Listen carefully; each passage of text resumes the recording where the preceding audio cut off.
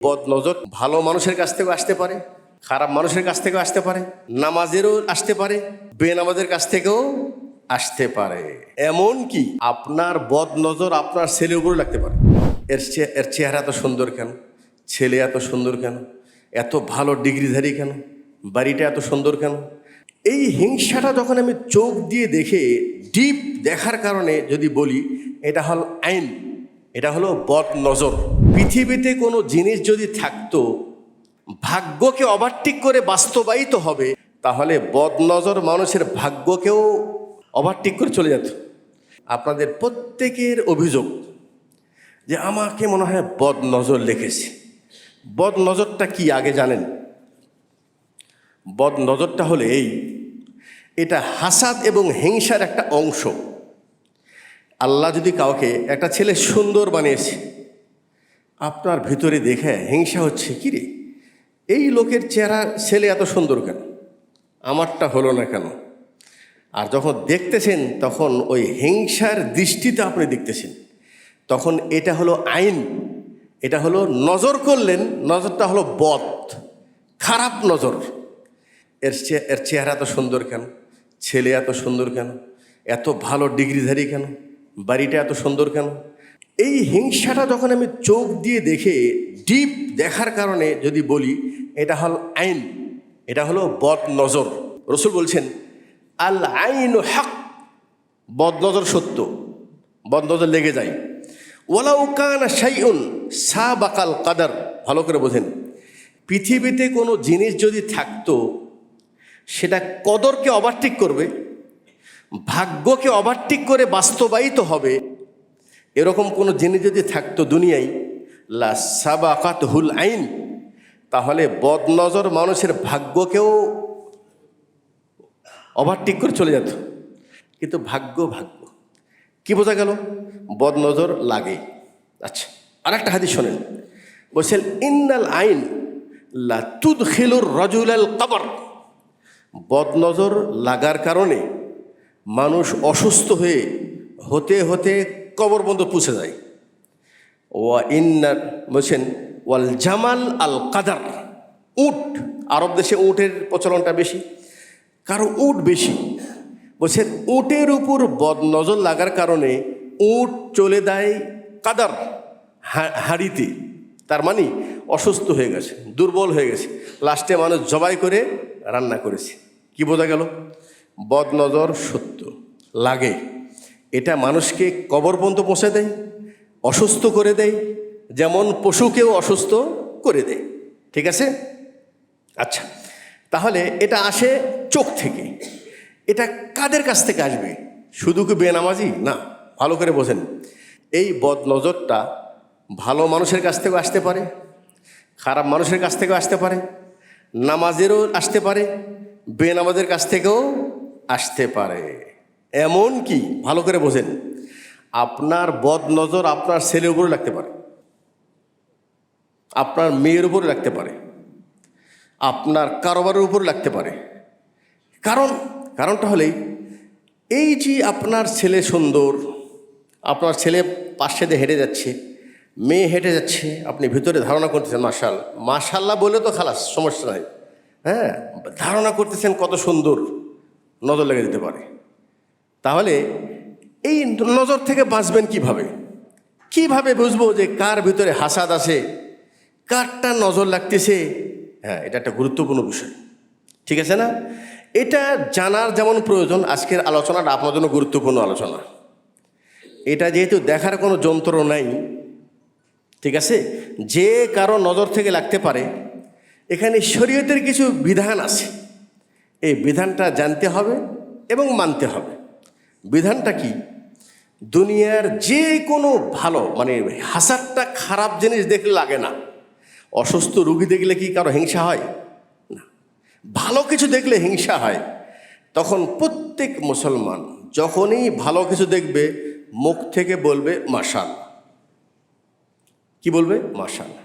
এই আমলটাকে আসে খুবই কম। মাশাআল্লাহ যদি বলেন তাহলে এই আইন এটার কার্যকরী হবে না, কারণ আপনি এই নেয়ামতের নিসবতটা আল্লাহর দিকে দিয়েছেন। আল্লাহ যা চেয়েছে তাই হয়েছে। ইনার বাড়ি ভালো, আল্লাহ চেয়েছে তাই। ইনি সুস্থ, আল্লাহ চেয়েছেন তাই। ইনার ছেলে মেয়ে সুন্দর, আল্লাহ চেয়েছেন তাই। আগে বলেন মাশাআল্লাহ। আর একটা হলে অন্তর থেকে হাসাদটাকে বের করে দেন। কেন বের করবেন? হাসাদ করে কোনো লাভ নেই। কেন লাভ নেই? দুনিয়ার সবাই চায় যে আমি কোটিপতি হই। সবাই হতে পারবে? আপনি অতটুকুই পাবেন যতটুকু আল্লাহ আপনার তাকদীরে লিখে রেখেছে। হাসাদ না করে কি করবেন? ঈর্ষা। ঈর্ষা করবেন। হিংসা আর ঈর্ষার মধ্যে পার্থক্য হলেই হিংসাকারী বলে যে এত সুস্থ কেন, এত সুন্দর কেন, এত টাকাওয়ালা কেন, এ মরে না কেন, টাকা নষ্ট হয় না কেন, ব্যবসায় লস খায় না কেন, এটা হলো হিংসা। আর ঈর্ষা কি? মাশাআল্লাহ, আফতাবনগরে আঙ্গরজোড়া মসজিদ নির্মাণ করেছে আমাদের কিছু দিনী ভাই। তারা আল্লাহ তাদেরকে টাকাও দিয়েছে, মনও দিয়েছে। আমার কাছে যদি এরকম টাকা থাকতো, আল্লাহ যদি আমাকে এরকম মন দিত, তাহলে আমিও এরকম মসজিদ বানাতাম। এটার নাম হলো ঈর্ষা। তার মানে আপনি কারো নেয়ামত নষ্ট হোক এটা চান না। আপনার চাইতে যে ভালো আছে, আপনি আল্লাহকে বলেন আল্লাহ তুমি আমাকেও তার মতো ভালো বানাও। এখানেই চিকিৎসা শেষ। বদনজর লাগবে না, বদনজর কোনো ক্ষতি করবে না। মনের থেকে হিংসা বের করতে হবে আর বলতে হবে মাশাআল্লাহ। এটা হলো আমি। হিংসাকারী যার নজর থেকে বদনজর লাগবে সে এটা করবে। সবাই বলে শেখ আগে স্বাস্থ্য ভালো ছিল, হঠাৎ করে অসুস্থ হয়ে পড়ছে। আমার মনে হয় কেউ জাদু করেছে, মনে হয় কেউ জাদু করেছে।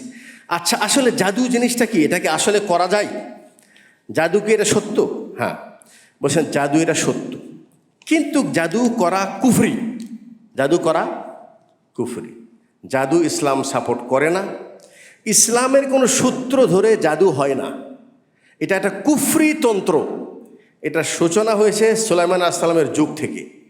আল্লাহ তাআলা বলছেন ওমা কাফারা সুলাইমান ওয়ালাকিন্না শায়াতিনা কাফারু ওয়া ইউআল্লিমুনা আন-নাসা সিহর।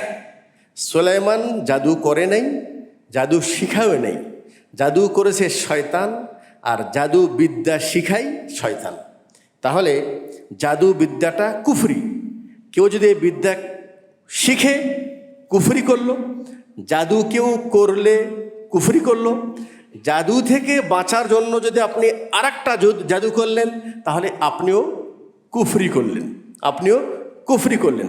আচ্ছা, তাহলে জাদু করা এটা কুফরি। জাদু কি সত্য লেগে যায়? জাদু জিনিসটা কি? বলছেন হাকিকা মিনহু মা ইয়াকতুল। জাদুর কারণে মানুষ কখনো মরে যায়। মা ইয়ামরুজ, জাদুর কারণে কখনো অসুস্থ হয়ে পড়ে। আরও অনেক ক্ষতি হয় জাদুর কারণে।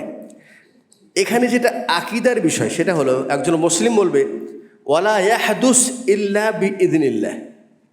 এই জাদু আবার করলেই যে কাজ করবে তা না। মানে আমার বিরুদ্ধে কেউ জাদু করেছে, এই জাদুটা আমাকে লাগবে। কখন লাগবে? আল্লাহ যদি চাই তাহলে লাগবে, আল্লাহ না চাইলে লাগবে না। আচ্ছা, আল্লাহ রসুলকে জাদু করা হয়েছে, জাদু লেগেও গেছে। রসুল বলছেন সুহিরান নবী সাল্লাল্লাহু আলাইহি ওয়াসাল্লাম হাত্তা কানা ইউখাইয়িরু ইলাইহি আন্নাহু ইয়াফআল শাই ওয়া মা ইয়াফআল। জাদু করা হয়েছে, আর জাদুর আসরটা কি হয়েছে? যে একটা কাজ করেছি, একটু পর ভুলে দেই, মনে হয় কাজটা করি নেই। একটা কাজ করি নেই, একটু পর মনে হয় এটা করেছি। তাহলে জাদু সত্য। জাদু আসে কুফরি থেকে। জাদু করাও কুফরি, জাদু থেকে উত্তোলন হওয়ার জন্য কুফরির আশ্রয় নেওয়াও কুফরি। অথচ জাদু করলে জাদু আবার লেগে যায়। আর আমাদের অধিকাংশ মানুষের এখন ধারণা, মনে হয় আমার বদনজর লেগেছে, মনে হয় আমাকে কেউ জাদু করেছে। আত্মাহারিক টিভি, ওহির আলোয় উদ্ভাসিত জীবনের জন্য।